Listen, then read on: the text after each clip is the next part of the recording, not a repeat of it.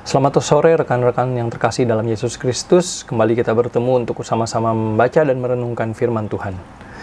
Beberapa minggu lalu kita sudah memulai seri dari pembahasan khotbah Tuhan Yesus di atas bukit dari Matius pasal 5 sampai 7. 2 minggu lalu kita memulai dengan seri pembahasan ucapan bahagia Tuhan Yesus. Minggu lalu kita sudah membahas ucapan bahagia yang kedua, yaitu berbahagialah orang yang berduka cita karena mereka akan dihibur. Nah, hari ini kita akan melanjutkan dengan ucapan bahagia Tuhan Yesus yang ketiga dari Matius pasal 5 ayat 5 yang berbunyi, berbahagialah orang yang lemah lembut karena mereka akan memiliki bumi. Sekali lagi, berbahagialah orang yang lemah lembut karena mereka akan memiliki bumi. Mari kita berdoa bersama-sama untuk mempersiapkan diri kita menerima firman Tuhan. Mari kita berdoa.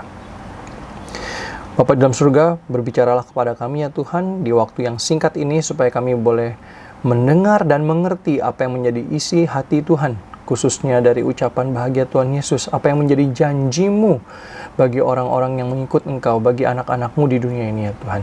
Kiranya Tuhan pakai hamba-Mu ini di tengah segala keterbatasan dan kelemahannya, kiranya Tuhan boleh urapi dengan kuasa-Mu untuk boleh menjadi saluran berkat pemberitaan firman Tuhan pada hari ini. Di dalam nama Tuhan Yesus kami berdoa dan bersyukur. Amin. Rekan-rekan sekalian, kata lemah lembut ini mungkin kata yang sering kali kita salah mengerti. Banyak orang sudah sering mendengar kata lemah lembut, dan banyak orang punya berbagai interpretasi, berbagai pengertian apa artinya lemah lembut. Nah, bagaimana dengan saudara? Gambaran seperti apakah yang saudara miliki dalam benak pikiran Anda ketika kita bicara mengenai kelemah lembutan? Apakah ada seorang gambaran, mungkin seorang ibu, seorang perempuan yang sedang mengayomi seorang bayi yang mungil?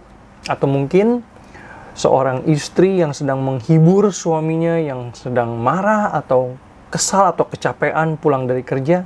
Atau jangan-jangan ada gambaran seorang penari yang bergerak dengan lemah gemulai? Saya harap bukan itu gambaran yang ada di dalam pikiran kita. Ya, jadi apakah yang dimaksud Alkitab ketika bicara tentang lemah lembut? Ada beberapa hal yang saya akan bagikan di sini. Pertama-tama, yang bukan merupakan definisi lemah lembut. Yang pertama, lemah lembut itu bukan berarti lembek atau gampang dimanipulasi atau tidak berpendirian.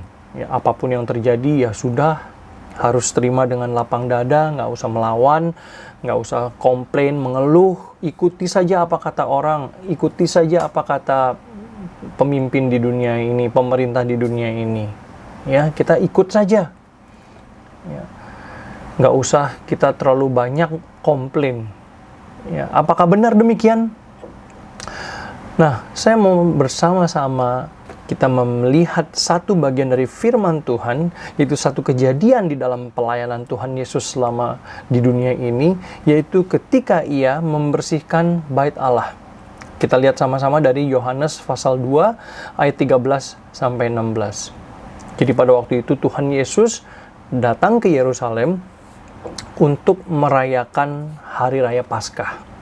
Tetapi ketika Dia masuk ke bait Allah, Dia melihat bahwa di bait Allah itu banyak orang-orang Yahudi yang berjualan.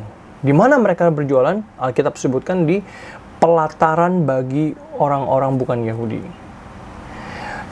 Pelataran yang seharusnya dipakai untuk ibadah untuk orang-orang bukan Yahudi, tetapi dipakai untuk berjualan.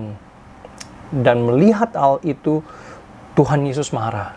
Dia kemudian membuat semacam cambuk, kemudian Dia mengusir pedagang-pedagang itu, menunggang balikan meja-meja penukar, melepaskan binatang-binatang lembu, domba, dan kemudian Dia menyuruh penjual burung merpati untuk membawa jualannya. Nah, ini berkaitan dengan poin-poin yang akan saya bagikan hari ini. Benarkah orang yang lemah lembut itu orang yang lembek? Ya, yang mudah dimanipulasi, ikut-ikut saja? Jelas tidak. Tuhan Yesus adalah orang yang sangat lemah lembut, tetapi Dia berani melakukan yang benar. Tidak hanya ikut-ikut, walaupun pedagang-pedagang, penjual-penjual itu pasti sudah mendapatkan support, dukungan dari pemimpin-pemimpin agama, dari imam-imam di sana. Tetapi Tuhan Yesus tidak tinggal diam. Yang kedua, apakah orang yang lemah lembut itu berarti orang yang nggak pernah marah? Bukan. Kita lihat bahwa Tuhan Yesus marah begitu besar. Ya. Seperti minggu lalu saya sudah bagikan bahwa kita perlu belajar untuk apa? Untuk berduka atas hal-hal yang mendukakan Allah. Kita perlu bersuka cita atas hal-hal yang menyenangkan Allah. Dan kita juga perlu bersikap marah terhadap hal-hal yang menyebabkan Allah marah. Tetapi di sini kita melihat juga dari contoh Tuhan Yesus ketika dia membersihkan, menyucikan bait Allah. Dia melihat bahwa pelataran rumah Tuhan, pelataran bait Allah yang diperuntukkan untuk orang-orang kafir, untuk orang-orang bukan Yahudi, malah dipakai berjualan oleh orang-orang Yahudi. Dan itu membuat dia marah. Di salah satu Injil dituliskan bahwa the zeal for your house is burning within me. Jadi Tuhan Yesus melihat hal tersebut, dia sangat marah. Mengapa? Karena mereka sudah menghalangi bangsa-bangsa lain untuk datang kepada Tuhan. Ini adalah sesuatu hal yang membuat Allah murka pastinya. Itu sebabnya Tuhan Yesus pun marah. Jadi orang yang lemah lembut bukan berarti orang yang nggak pernah marah. Itu yang kedua. Dan yang ketiga adalah orang yang lemah lembut, apakah berarti orang yang nggak boleh keras, nggak boleh melakukan atau berkata sesuatu dengan tegas? Ya. Ada orang beranggapan, oh kalau kita marah pun kita harus marah dengan lemah lembut, jangan sampai menyinggung perasaan orang lain. Ya kalau ada orang yang salah atau anak nakal, kita bilang, nggak boleh gitu ya, jangan gitu dong, nanti saya marah loh. Apakah benar demikian? Ya. Tuhan Yesus marah melihat pedagang-pedagang penukar-penukar uang di bait Allah itu, dan dia nggak hanya pakai peringatan verbal, ya jangan begitu dong, ya ada tertulis rumahku adalah rumah doa, tetapi kamu menjadikannya sarang penyamun. Tetapi Tuhan Yesus juga menunggang balikan meja-meja penukar uang, mengusir penjual-penjual merpati bahkan. Ya, ini mungkin adalah suatu adegan di dalam pelayanan Tuhan Yesus yang tidak pernah terbayangkan sebelumnya oleh murid-muridnya maupun oleh pemimpin-pemimpin orang Yahudi. Tidak pernah terbayangkan bahwa Tuhan Yesus akan begitu marah. Tetapi kita tahu bahwa Tuhan Yesus adalah Allah, dia adalah anak Allah yang tunggal. Dan dia sampai marah melakukan itu, maka kita bisa melihat bahwa ini adalah suatu perkara, suatu kejahatan, dosa, pelanggaran yang tidak main-main. Dari sini kita melihat, sekali lagi, ada 3 hal yang bukan merupakan deskripsi atau definisi orang yang lemah lembut. Orang yang lemah lembut itu bukan orang yang lembek atau tidak berpendirian. Orang yang lemah lembut itu bukan orang yang tidak pernah marah. Dan yang ketiga, orang yang lemah lembut itu bukan orang yang tidak bisa tegas atau tidak bisa keras. Tetapi apa kata firman Tuhan tentang kelemah lembutan? Paling tidak juga ada 3 hal. Yang pertama, orang yang lemah lembut itu adalah orang yang penuh kerendahan hati. Kita mengakui sama-sama bahwa kita semua adalah hamba-hamba Allah. Sama-sama ciptaan Allah, sama-sama manusia yang diciptakan di dalam gambar dan rupa Allah. Dan kita juga sama-sama orang yang berdosa di hadapan Tuhan, yang mendapatkan pengampunan hanya di dalam Yesus Kristus saja. Maka kita memperlakukan satu sama lain dengan suatu dignitas atau kehormatan yang layak bagi orang yang diciptakan di dalam gambar dan rupa Allah. Bahkan waktu kita marah dan kita mau menegur orang lain, kita nggak menegur karena kita merasa diri lebih tinggi atau lebih baik daripada orang lain. Atau bahkan sambil menginjak-injak harga diri orang lain, ya. Kita bisa ngata-ngatain, kamu memang bukan manusia, ya. Kamu adalah bla bla bla binatang-binatang, kamu memang nggak ada otaknya, dan lain sebagainya. Kita marah, boleh. Kita menegur, ya, tapi kita melakukan itu kenapa? Karena kita mengasihi mereka sebagai sesama manusia. Sesama manusia yang sama-sama diciptakan di dalam gambar dan rupa Allah. Yang kedua, kelemah lembutan itu juga berisi pengendalian diri. Bahwa waktu kita marah, waktu kita menegur orang lain itu bukan karena melampiaskan hawa nafsu emosi yang meluap-luap, tetapi dengan ekspresi emosi yang sudah dipikirkan baik-baik, ya, dan dengan proporsi atau kadar amarah, kadar ekspresinya itu sesuai dengan proporsi dosa atau pelanggaran yang dilakukan.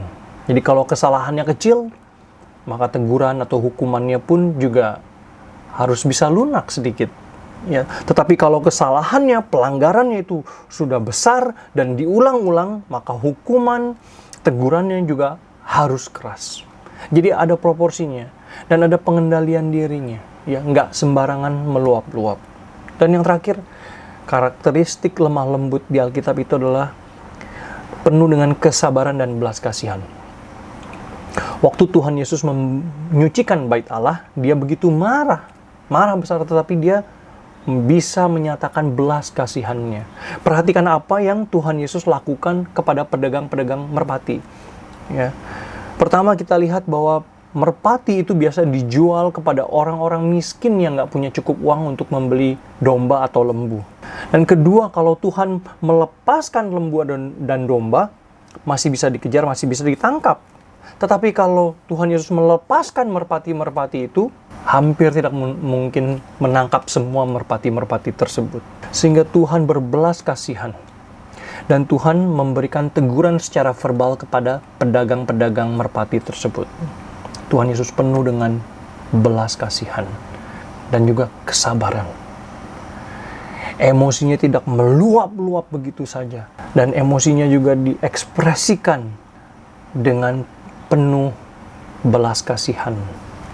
Tuhan Yesus berkata, berbahagialah orang yang lemah lembut karena mereka yang memiliki bumi.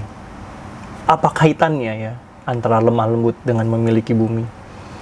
Nah, di dunia ini kita melihat bahwa penguasa-penguasa itu mampu mengontrol rakyat atau pengikut-pengikut mereka dengan baik. Ya, paling tidak ada dua macam jenis penguasa di dunia ini. Ya, ada penguasa yang bersifat otoriter. Jadi apapun yang dikatakan harus diikuti. Yang dia pemimpin itu katakan harus dianggap benar. Kalau enggak, kamu dihukum. Ya. Tapi ada juga pemimpin yang bersifat demokratis, yaitu pemimpin yang mengikuti apa kata rakyat banyak. Mengenal isi hati rakyatnya dan dia memberikan yang sesuai dengan apa yang dibutuhkan, apa yang diinginkan oleh rakyatnya. Tetapi di sini Tuhan Yesus bicara, siapakah yang memiliki bumi? Yaitu mereka yang lemah lembut. Ya. Jadi bukan apa kata pemimpin besar dunia yang saya ikuti. Bukan apa kata khalayak ramai, orang banyak yang saya ikuti. Tetapi apa kata Tuhan, Sang Pencipta, Sang Pemilik langit dan bumi. Tuhan yang bertahta, Tuhan yang berkuasa, dan Tuhanlah yang pasti menang pada akhirnya. Apa kaitannya dengan lemah lembut, saudara-saudari sekalian? Maksud ajaran Tuhan Yesus di sini adalah bahwa mereka yang lemah lembut itu merupakan orang-orang yang berada di pihak Allah, yaitu penguasa dan pemilik dunia ini. Artinya mereka bukan saja orang yang beriman, tetapi juga yang bersikap seperti Allah, mencontoh teladan Allah.